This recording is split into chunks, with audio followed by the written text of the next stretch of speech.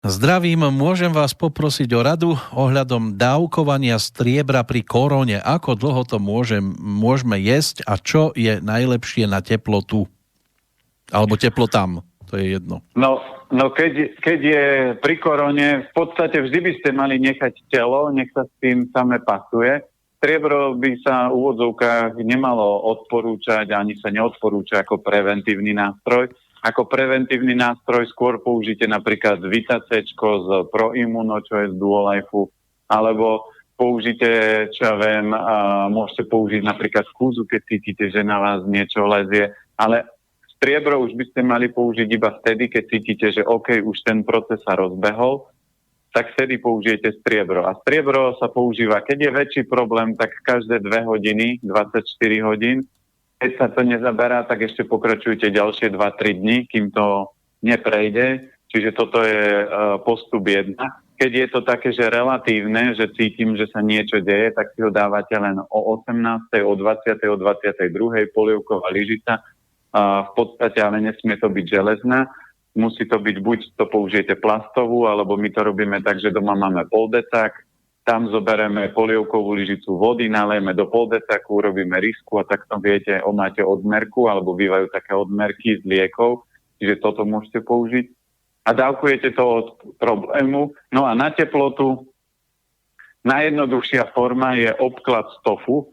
To znamená, tofu má chladivú energiu a má schopnosť vyťahovať teplotu, čiže kúpite si hociaké tofu, najlepšie je biele, a nakrájate si ho na plátky a dávate obklad na čelo. Toto mám odskúšané z praxe a veľakrát to už zabralo. Alebo takisto aj tvároh by mohol, len tvároh má problém, že budete vyzerať ako ovečka, taký celý, alebo ako brinzové halušky, lebo budete taký guľkatý tvároh, nemá tú plochu. Ale platí, že každá bielkovina má schopnosť vyťahovať teplotu. No alebo môžete kus mesa sapnúť na čelo, či už je to pstruh, alebo kapor, alebo nejakú lososa, len to je zbytočne drahý obklad. Takže my máme doma vždy tofu pre istotu, ale teraz už ani nie, ale keď dcera bola menšia, tak sme vždy mali tofu a vždy som to robil tak, že my sme nechali, nech to telo popasuje sa s tou chorobou, že či to samé dá. A keď sme videli, že už sa to rozbehlo, tak niekedy až po 1 dni sme začali liečiť, lebo vždy je dobre, nech tá imunita sa s tým vysporiada, lebo niekto, keď ho už trošku škrábe v krku, už si dáva striebro, už si dáva také veci. Nie. Ja keď mňa začalo škrábať v krku, prvú vec, ktorú urobím, vyhodím sladké ovocie, čo ja jem veľmi málo, ale ja to úplne eliminujem, dám si len zeleninu, rýžu, podporím imunitu. Nech to telo zvládne samé. Nemali by ste ho rozmaznať do takého štádia, že vždy mu niekto pomôže a vtedy to telo získa veľkú silu. Tá druhá otázka, ktorá tam bola vpísaná, že či je dobre kombinovať koloidné striebro s jačmeňom a chlorelou. Dá sa. Koloidné striebro ale vždy treba používať ako liek. To znamená, že v prípade, že ten organizmus je...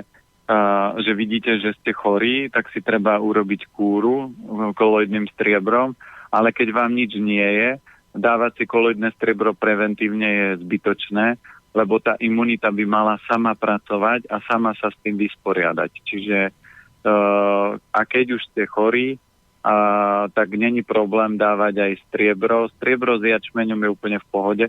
Samozrejme, že nepije sa to naraz, vždy je optimálne aspoň 1-2 medzi nimi mať rozpätie. A striebro najoptimálnejšie už dneska doporučujeme dávkovanie, keď to nie je že nejaká teplota. Keď je teplota, tak sa dáva každé 2 hodiny polievková lyžica. Ale keď je to také, že niečo na vás lezie, tak sa dáva o 6. jedna polievková lyžica, o 8., o 10. Čiže dajú sa jedna polievková lyžica o 6., druhá o 8., tretia o 10. a potom idete spať, po prípade jednu si dáte ráno a celý deň nič, čiže takto sa to môže dávkovať.